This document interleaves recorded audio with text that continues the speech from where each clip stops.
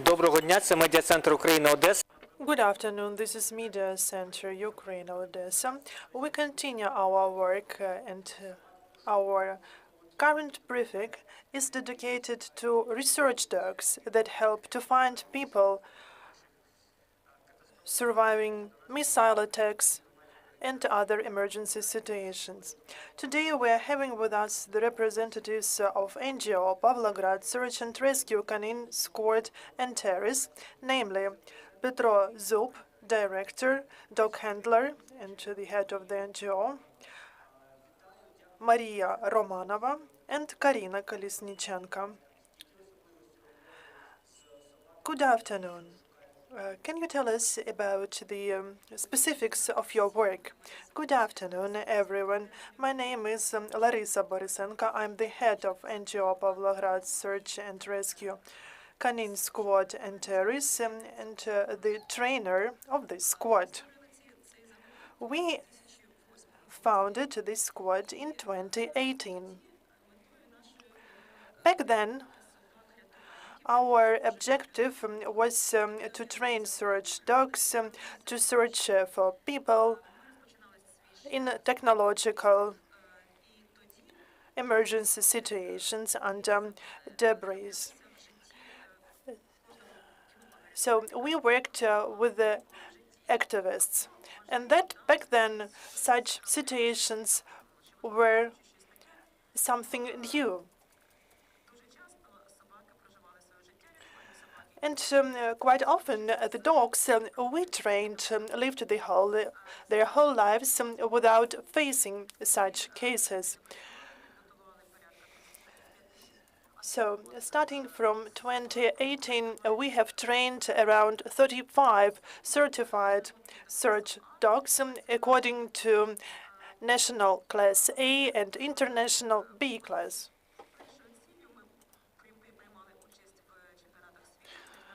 We participated in international dog handling forums and international competitions.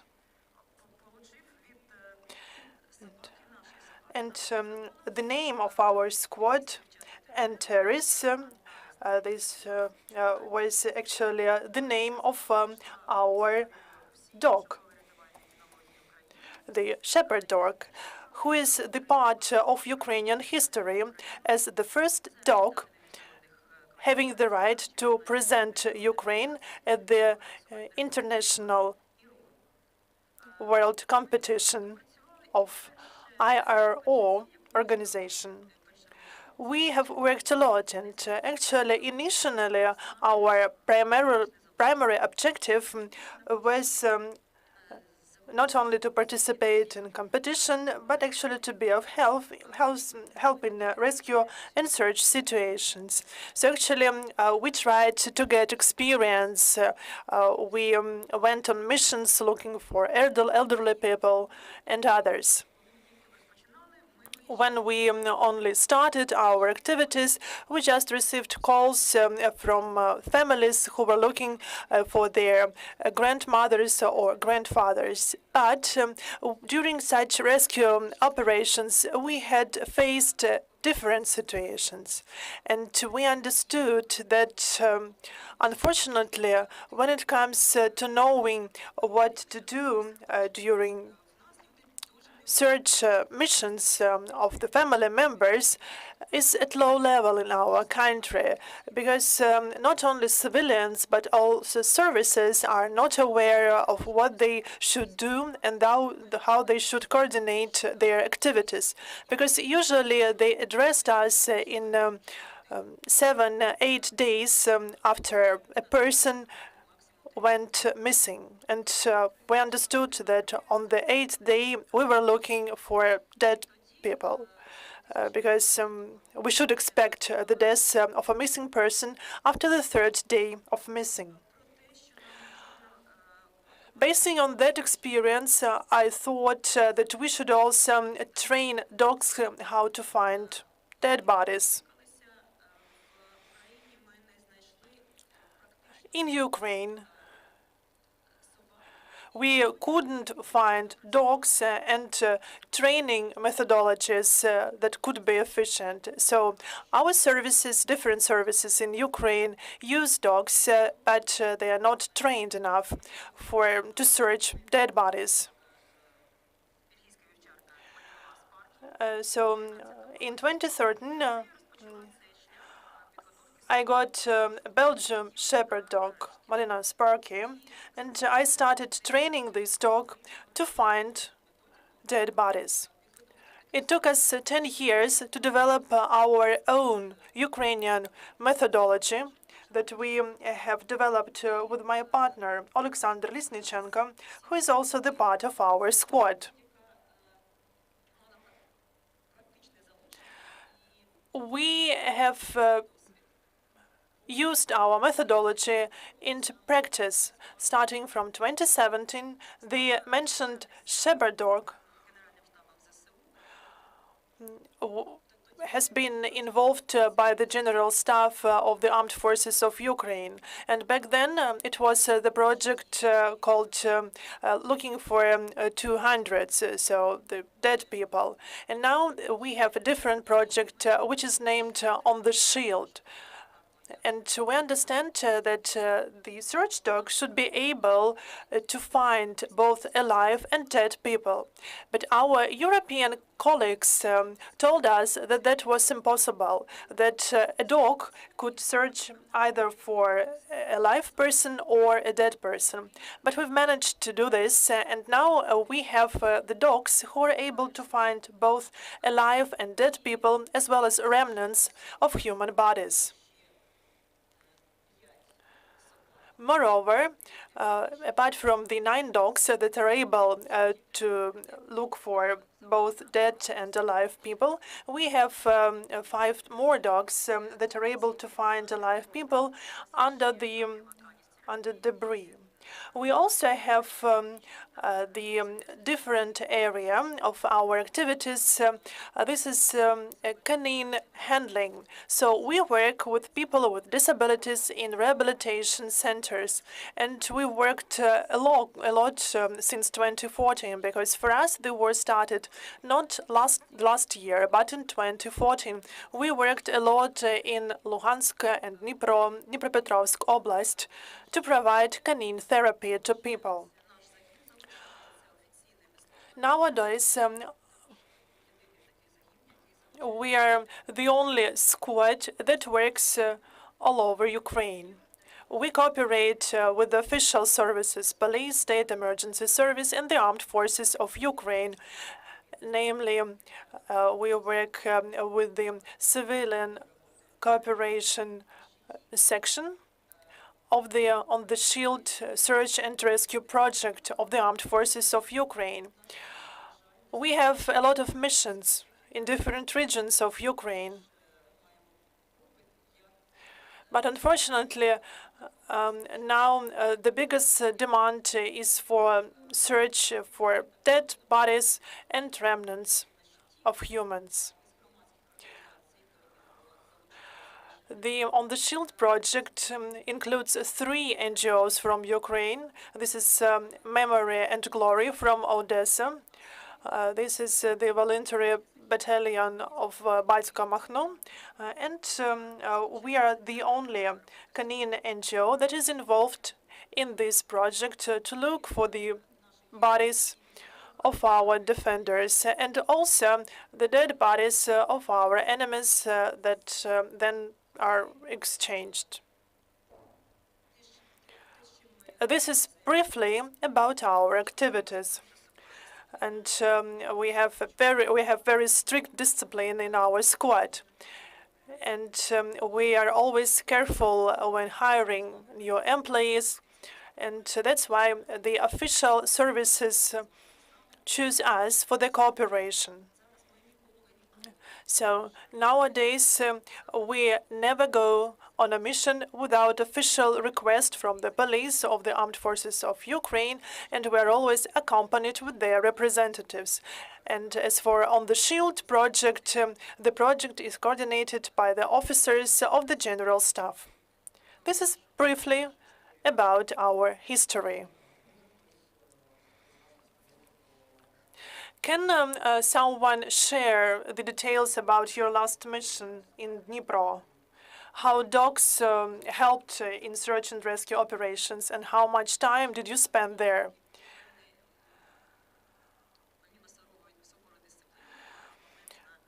Apart from strict discipline, in our squad, we have specific roles with regard to providing information because there are authorized people who can provide official information from our squad.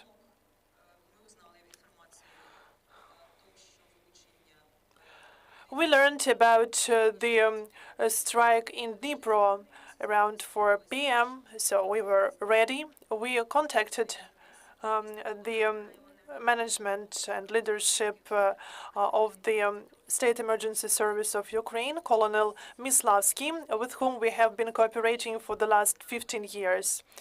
He informed the representatives of the regional administration that our squad was ready, and we arrived to Dnipro around 6:10.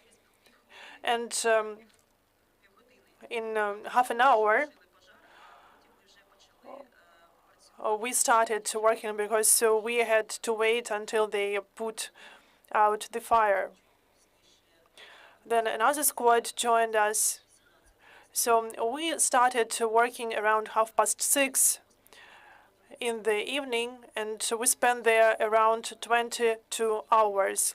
So we stayed there, we stayed near the rubble, and because we were all the time ready to be attracted by the State Emergency Service to the operations. Unfortunately, initially we knew that there were no alive people there.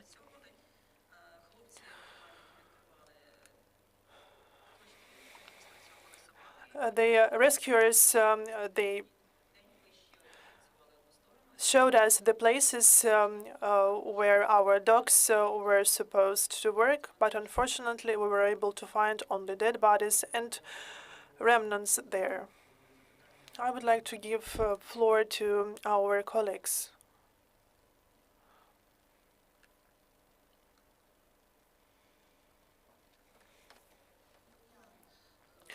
Union. You have now the three types of dogs, three breeds here. Can you share the information about your dogs?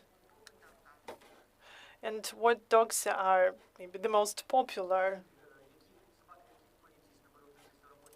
So what degrees,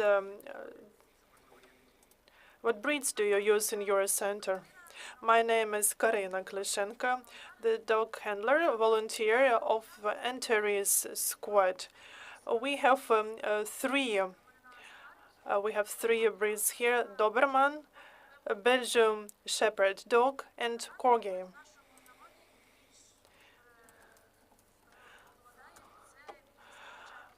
In our squad, we mainly have Belgian Shepherd dogs because they are the most easiest dog to work with,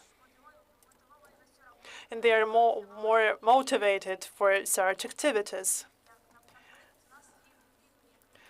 But we also have Beagle, for example, which is kind of an exception, who's great in looking for alive and dead people. Who's great. But for this work, we prefer to work with shepherd dogs, but it depends on your preferences. Corgi is also very effective, and the Corgi is now in the room, and you could see the dog in the pictures from Dnipro.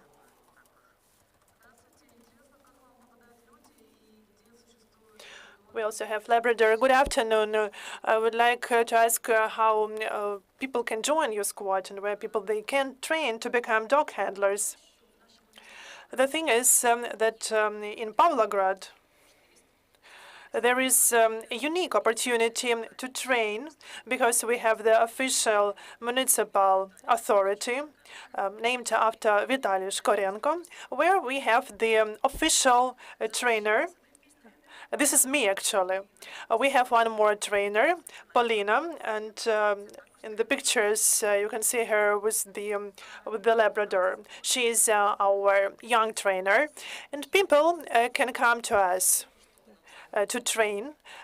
Children under 18 can train free of charge, and as for adults, this is a symbolic fee, 420 hryvnias per month. So people usually come with their dogs to our center for the dog to be able to learn around 3-4 orders. But then after feeling our atmosphere, people they start passing exams and they usually become more involved in the process, and they love training with their dogs. But also there is a challenge for they see that there is a call for our assistance. And the adults, they can participate in our work. But now, after following the consent of the parents, we can also take young adults with us. They assist on our missions. And actually, our group, our team attracts a lot of people. People adore our atmosphere. And perhaps this atmosphere just encourage people to work with us. We don't have only dog handlers. We also have people who love cats. We also have people who don't have any pets. They just come to us and they join the rescue activities, and then they become our coordinators on social media.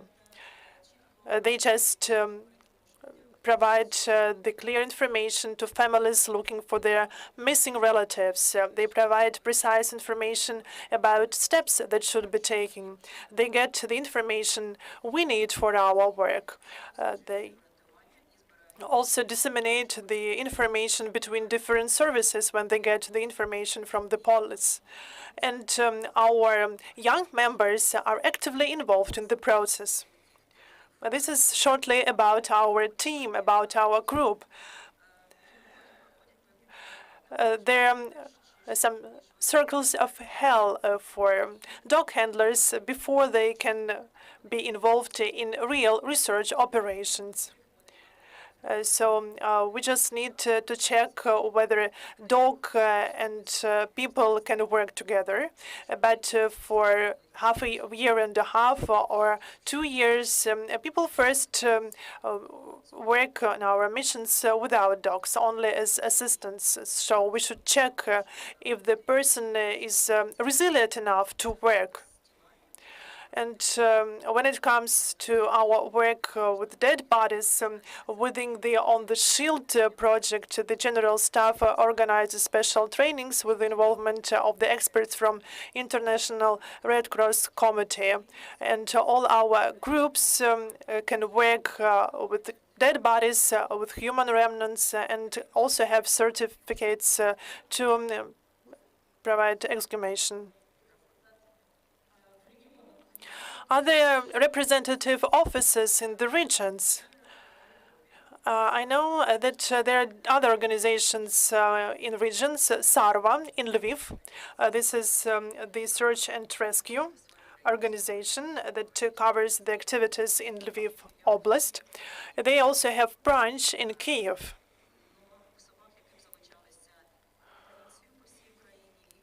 But when it comes to involvement in the activities of the national police and the general staff all over Ukraine, unfortunately, we're the only one. Good afternoon. Can you tell us, can the dogs can feel stressed and depressive because of the work? If yes, then what can you do for this? My name is Maria Romanova, dog handler of the Search and Rescue Canine Squad, Antares. Our dogs love what they do. They enjoy their work. They can feel stress only if they work too much. That's why they need to have rest, to recover, and to get back to their work. When a dog sees a dead body, it doesn't feel any stress because our dogs are well trained for this work. The next question. Do you have such cases when dogs get injured during the rescue and search operations? You've also mentioned that they can work for some specific period of time. How much time do they usually work? The dogs get injured all the time. And you know, I saw some comments telling that we hate our dogs, that we want to become prominent at the expense of our dogs, to become well known. But actually, we love our dogs. All our dogs live with us. They sleep in our beds. We don't even perceive them as dogs. But actually, not only dogs get injured, but also we get injured. But for these dogs, these search and rescue operations are very important. They're actually very pleased when they see that we are packing our things to get on the mission. They have their paws and noses injured all the time. So now our dogs work in special shoes, but all the time they have injuries on this on their fingers, on their toes, and you can see two injured dogs because. From the 22nd to the 24th of January, they worked on different missions. And then there was Dnipro. And yesterday, we returned from Kherson and Mykolaiv Oblast, where dogs worked. And actually, we used these shoes for them there as well. We know how to work with the wounds of our dogs. And actually, we spent the New Year and the first day of the New Year not at home, but on our mission. And one of the dog was wounded, and we had to sew the wound up. But we know how to do this. This is a very difficult part of our process. This dog was wounded 3 years ago. And actually, she was expected to become disabled. And actually, we were told that the dog would not be able to move properly. But we fight for the health of the dog for 2 months and a half, and now the dog is able to work on. Thank you. The next question, please. Anatoly. Anatoly Kosin, Media Center, Ukraine, Odessa.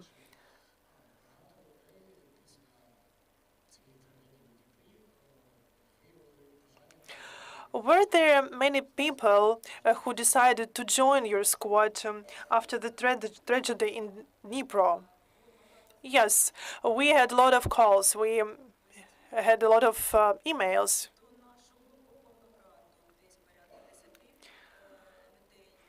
Around 10 people joined our Pavlograd Search and Rescue Canine squad, and also young members of our team. They just called us saying that they want to join us on our mission. And of course, we got the consent of their parents first.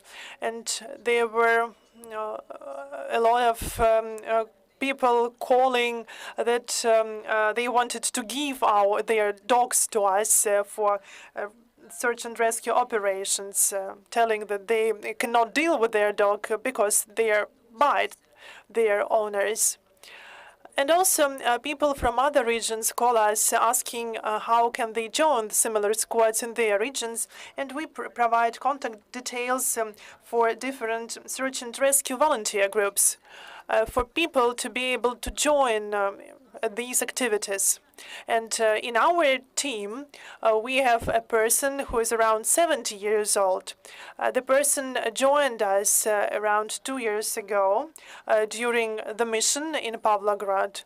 And now she's responsible for information handling. This person is responsible for information handling and collects information.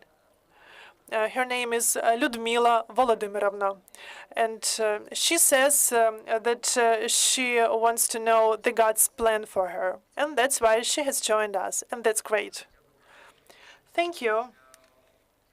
Just a small clarification that you mean that you worked in mines. No, we cannot use dogs in mines because there is methanol there and there are special services working there. But we work a lot in our region.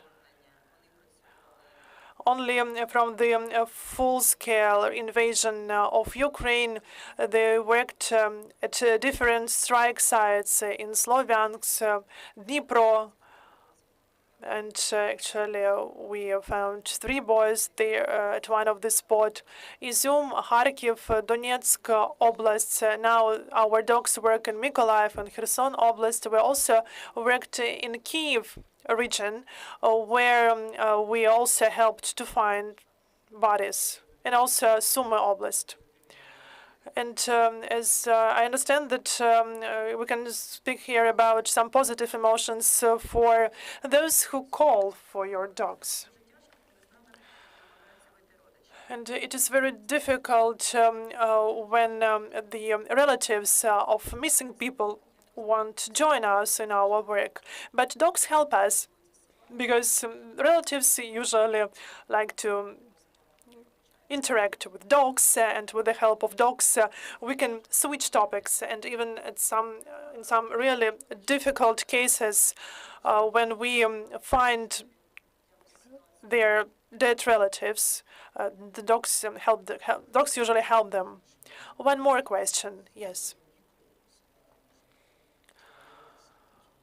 At what age you can start training dogs? So as far as I understand, it takes around a year and a half for the dog to be trained. And when your dogs can get retired. Dogs who work with the bodies and remnants start their training as soon as we get them. And for example, my personal dog, and I have the Belgian Shepherd dog, has been trained since she was 2 months old. And every day I train my dog, despite the weather, and even if we both feel tired. The dogs retire when they are around 10 years old, but unfortunately now, because of the full-scale invasion, we cannot allow our experienced dogs to retire, like Sparky, because the Sparky was supposed to get retired this year, but we cannot do without it. Thank you. Thank you very much for being here. Thank you for being here together with your dogs. And I would like to wish you effective work and to have as little tragic events as possible. Thank you.